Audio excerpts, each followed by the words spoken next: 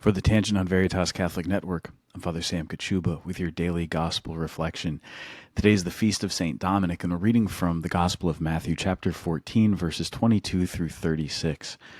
Now, St. Dominic is a great mendicant. He goes out begging, relying entirely on divine providence. And so the Dominican order, taking that vow of poverty, living out poverty, relying entirely on divine providence for their sustenance, gives us an example of what it is to trust completely in the Lord. In the gospel that we read, we hear of Jesus walking on the water.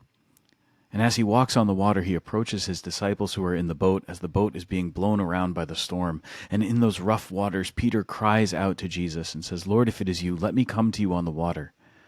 And so Jesus says, "Come." And Peter gets out of the boat. He steps out of the boat in that faith, relying completely on God's care. But he becomes afraid. As he's there on the water, he becomes afraid and he begins to sink.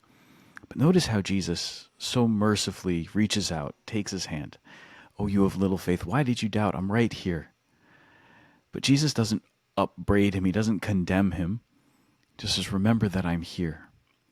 To do what St. Dominic did, to step out in that faith, relying entirely on divine providence, renouncing all earthly possession, to do what Peter did, to get out of the boat and stand on the water and walk towards Jesus. It's not an easy thing. It's not easy for us to take that step of faith. And so in small ways, we don't have to step out onto the water, but we do have to take that step in faith.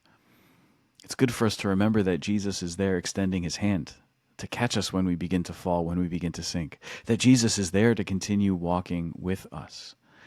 Through the intercession of St. Dominic, may we today have that courage to rely entirely on divine providence. God bless you.